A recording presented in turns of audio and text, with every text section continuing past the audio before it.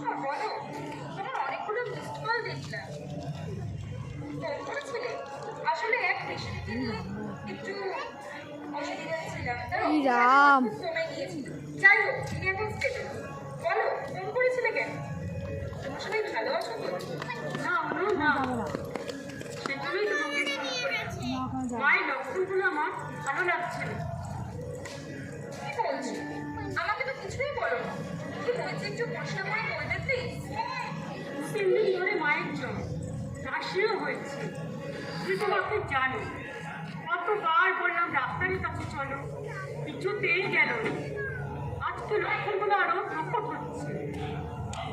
ভাস্কর, তুমি এত কেয়ারলেস হলে কি করে? হ্যাঁ, গেল না তো তুমি, মা গেল না তো তুমি জোর করলে না? মিমি কি মায়ের কাছেই আছে? না না, আমি মিমিকে মায়ের কাছে যেতে দিই। কি করে বলো? মা কি বাইরে গিয়েছিল?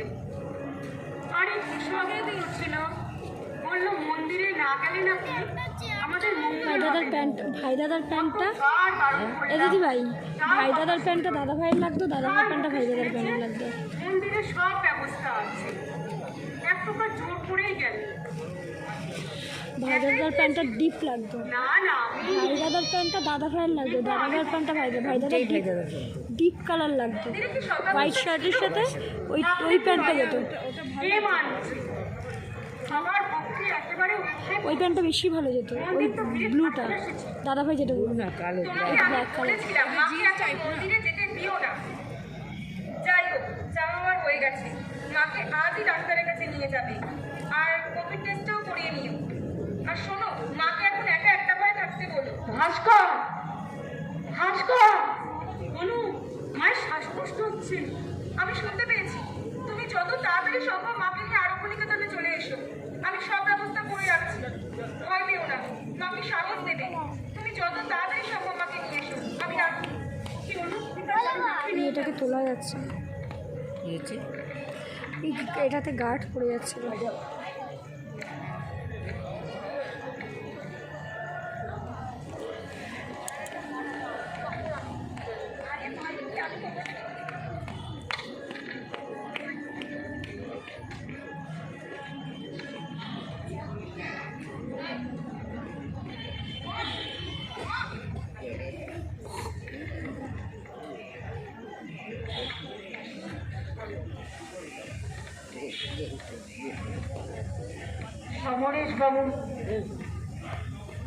সমরেশ বাবু কিছু লিখছিলেন, আর মালবিকা দেবী ঘরের কাজ করছিলেন। এমন সময় কলিং বেলের আওয়াজ শোনা যায়।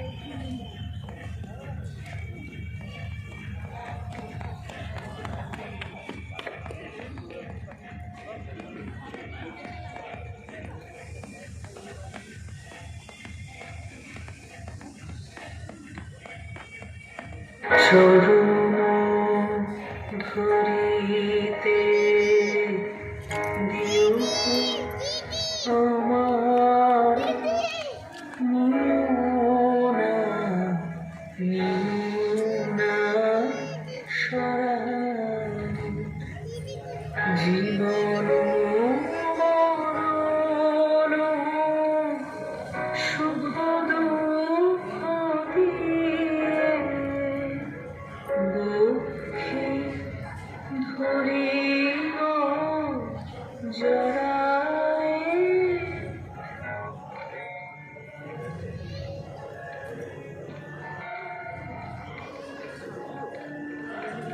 কলিং বেলের শব্দ হলো না? হ্যাঁ দাও, দেখতে এলো।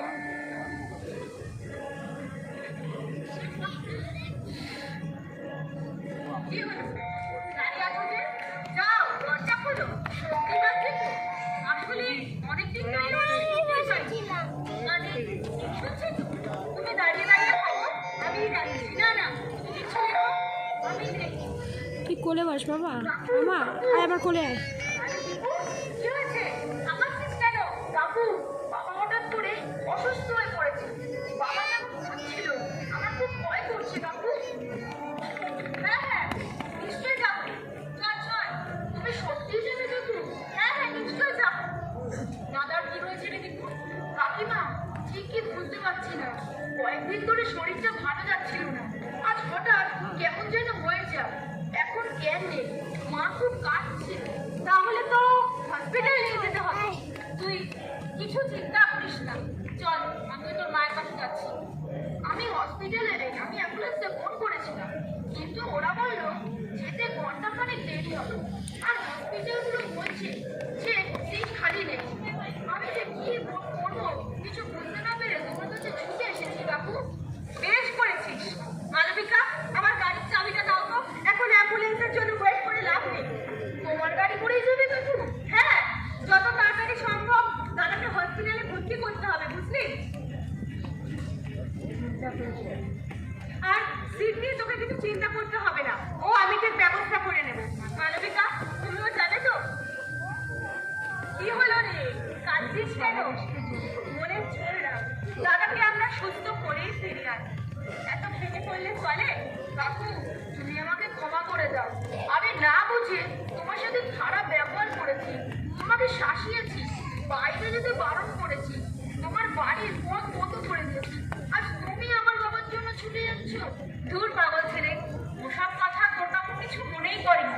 ছাড় এখন ওসব কথা, চল। দীপু, এখন এসব কথা বলে সময় নষ্ট করার কোনো মানেই হয় না। চল চল তাড়াতাড়ি। দাও বাবু দাও, তুমি আমাকে শাস্তি দাও। তুমি যা শাস্তি দেবে আমি মাথা পেতে মেনে নেবো। শাস্তিটা তোর পাওনা রইল। নে চল এখন। কিন্তু বাবাকে তুমি কোন হসপিটালে নিয়ে যাবে কাকু? কেন, আরো গরিকে দ্বন্দ্ব আছে?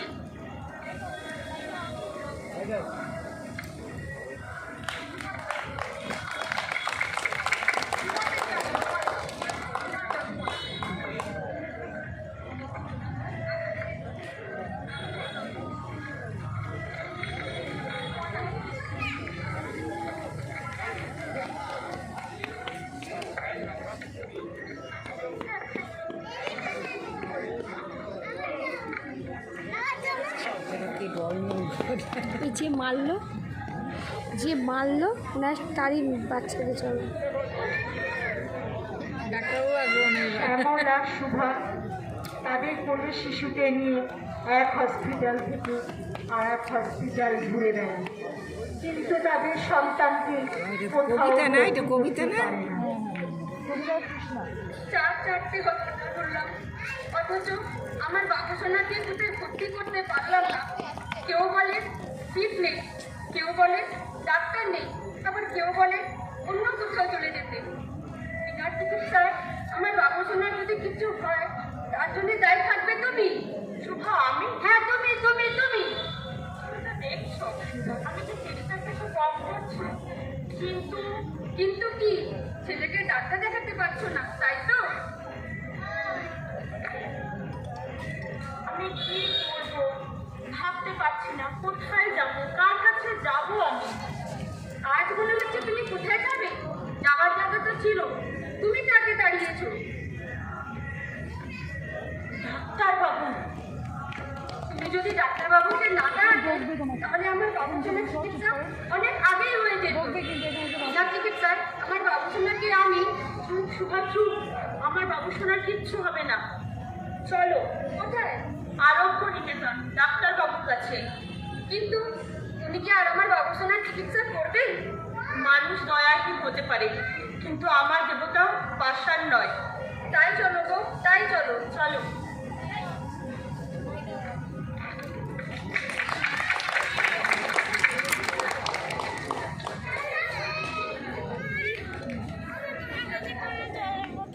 আলো অর্পণের দরজায় জোরে জোরে ধাক্কা দেন। চাদর গায়ে দিবি শোনা, পেট ব্যথা করছি না, ঠান্ডা লাগছে, মাথার মধ্যে জামা নাই, আমার জামা নাই। তাহলে বল, আমার বড় বিপদ রে অর্পণ। বিপদ? কি বিপদ? ভীমা কোভিড আক্রান্ত, কন্ডিশন ভালো নয়। ভীমা মানে তোর বউ না?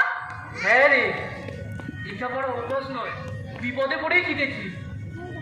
তা আমি কি করতে পারি বল? ডাক্তারবাবুরা বলছিল যদি প্লাজমা থেরাপিটা করা যায় তাহলে হয়তো রিমা সুস্থ হয়ে উঠবে। তাই তুই মানে তুই কি? আমি দেবো আলো। সত্যি বলছিস ভাই? সত্যি তুই প্লাজমা দিবি? দেবো, 100 বার দেবো। আমি একদিন তোকে প্লাজমা দিতে বারণ করেছিলাম, শুধুমাত্র নিজের রক্তটার জন্য ওর লম্বা হাতে জামা পরাও না। পরামর্শ দিয়েছিলাম। আর আজ নিজের প্রয়োজনে আমি সবার আগে তোর কাছে ছুটে এসেছি। তুই বিশ্বাস কর অর্পণ, সেদিন আমি যা বলেছিলাম সব ভুল বলেছিলাম, সব না জেনে বলেছিলাম। আর আজ তুই রিমাকে প্লাজমা দে বা না দে, কিন্তু এটাই সত্যি যে প্লাজমা দিলে কোনো ক্ষতি হয় না, বরং এক মহান কাজের দূত হিসাবে মহত্বকে স্পর্শ করা যায়। তুই সেদিনকে আর একটা কথা বলেছিলিস আলোক, যে অনেকে অনেক কথা বলে, সবার কথা কানে নিতে না। তোর মনে আছে? আমার মনে আছে। সেদিনকে আমি তোর কথাগুলো কানে নিই। তাই বল কোথায় যেতে হবে, আমি তৈরিই আছি। আরোগ্য নিকেতন।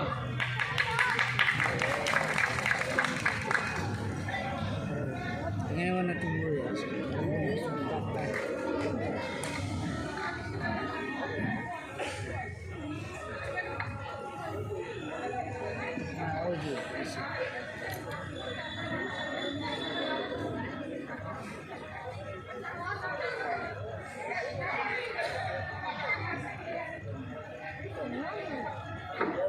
গাড়ি নেই, তো ঠান্ডা লাগে না? আমার তো ঠান্ডা লাগছে।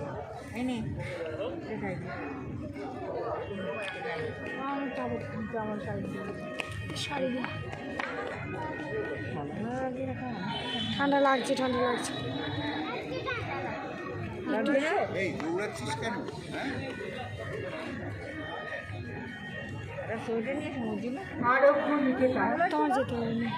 জনদেবী চেয়ারে বসে থাকে, মিমি আর ভাস্করের মিমির হাতে পূজার সামগ্রী।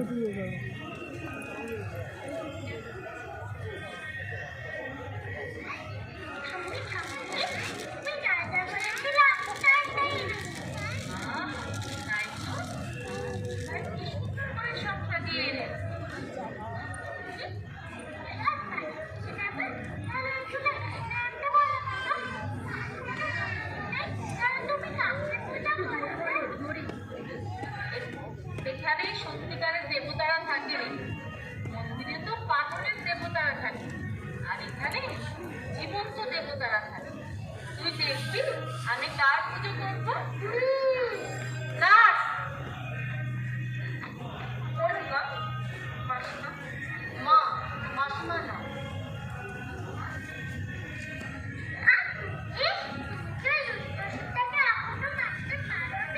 পেরেছে দিদি ভাই, পেরেছে।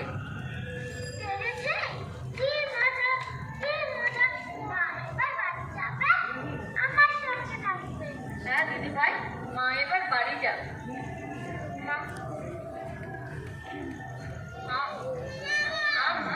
এবার তুই বাড়ি যাবে। তুমি মা পিপি পরে মাস্ক পরে যতই তুমি মাসিমা ডাকো, আমি তোমাকে ঠিকই চিনতে পেরেছিলাম মা। মা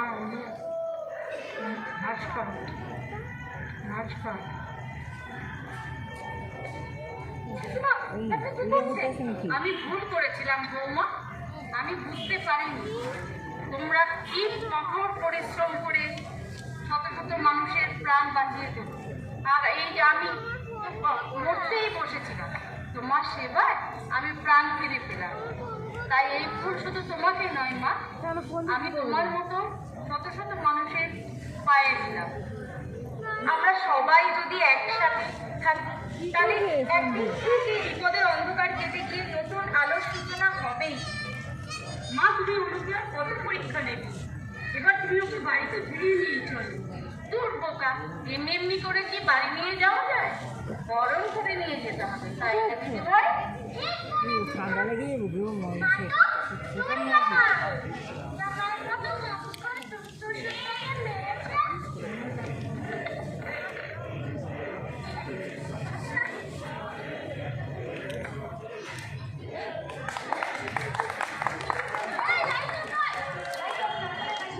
আমাকেও একটু ফুল দাও, আমিও আমার দেবতার পায়ে দেবো। এই নাও। স্টেটটা কোথা থেকে জোগাড় কে তোমার দেবতা?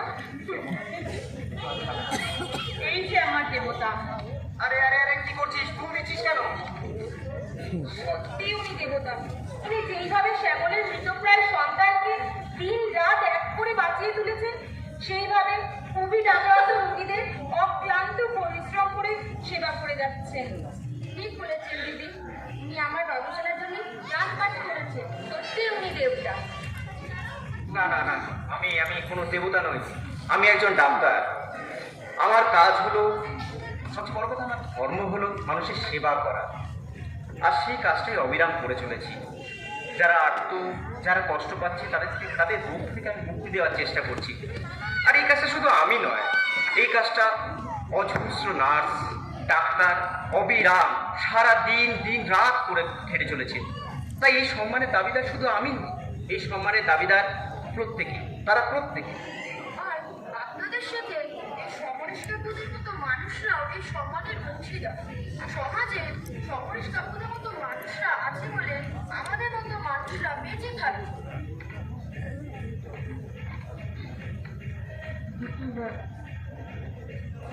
তোমারই প্রাপ্য সমরেশ। এটা আপনার প্রাপ্য দাদা। কোভিডকে হারিয়েছিলাম, আর মালা তো যদি পড়াতে পারি, তাই না দাদা? রিপুর কি শাস্তি হবে বললে না তো? রিপুর আবার কি শাস্তি? রিপুকে বরঞ্চ পুরস্কৃত করা। এটা তুমি ভালো কথা বলে বলেছো মালবিকা। রিপুর শাস্তি তো হবেই।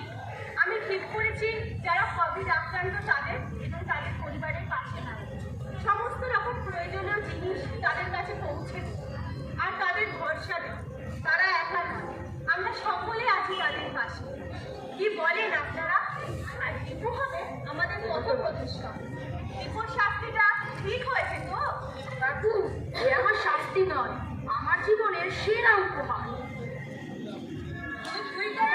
আমিও আছি আপনাদের সাথে, আর এই চাঁদিদিও থাকবো আমাদের সাথে। আমাকেও তোমরা তোমাদের সঙ্গে নিও। হ্যাঁ, আমি এই কাজে তোমাদের সঙ্গে থাকবো।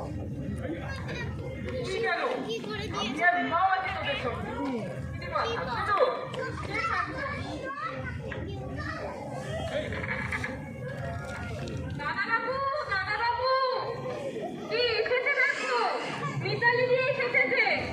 আমাদের বলছে আবার তার বাড়িতে ফিরে যেতে।